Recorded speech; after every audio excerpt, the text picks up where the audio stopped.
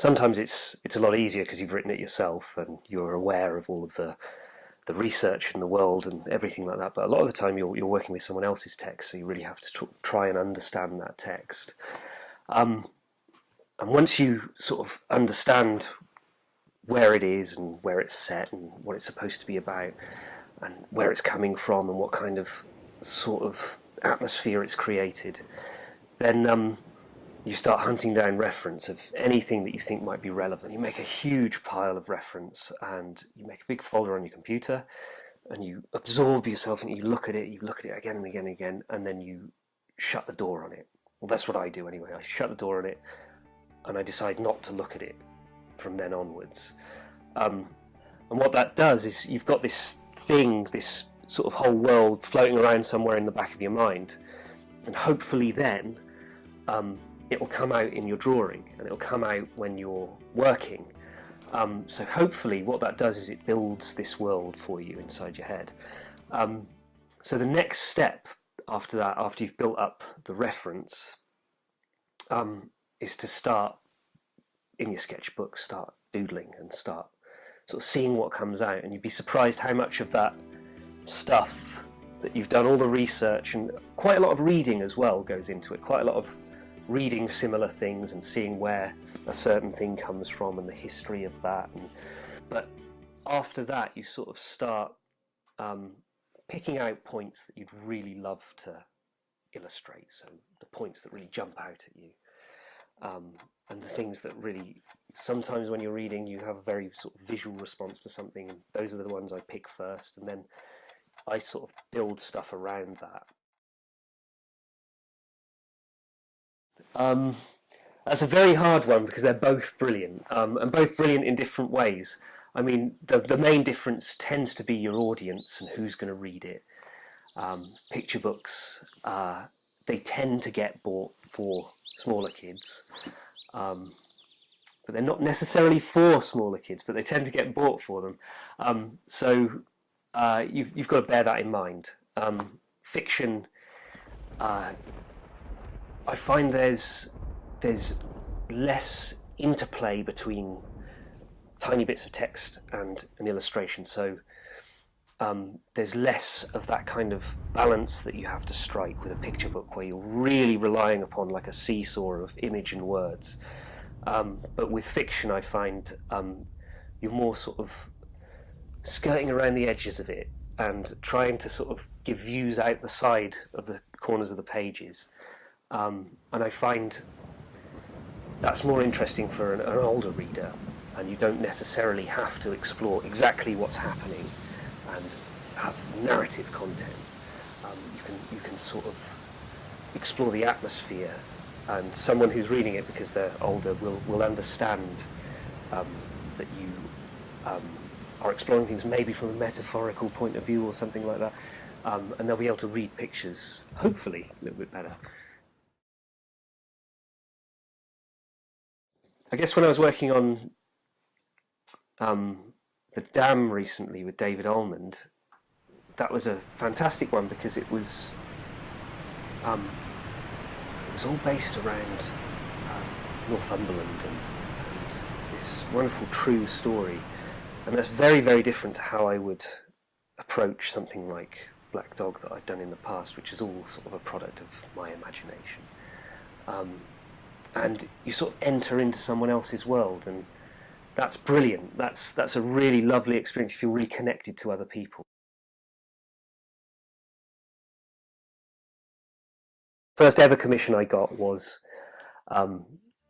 Ariadne's story, and that was this really cool retelling of a Greek myth of Theseus and the Minotaur, but from Ariadne's perspective, so it was really interesting to work on. It's an educational book. And I'd been working in watercolour for my university days, so I sort of developed this style that I was working in.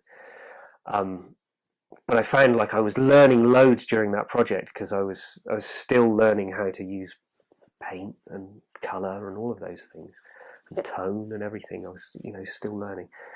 And then I went on to work on my own picture book, which was the Django, and I did all of that in watercolour and gouache and ink, because I wasn't getting the depth I needed from just watercolour. So used acrylic inks with that as well.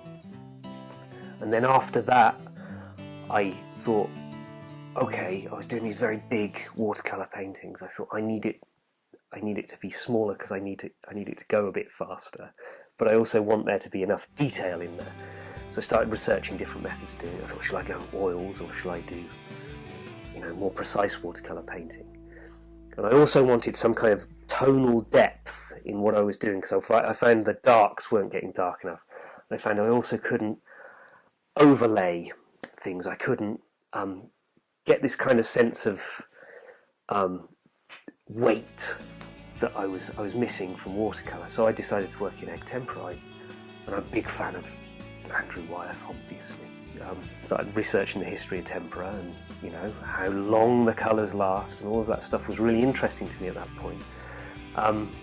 So I started using that, and I used it for Black Dog, but I felt like it was really useful because I learned exactly how, through all that process of doing things traditionally, I learned how to layer up a picture and how to compose a picture.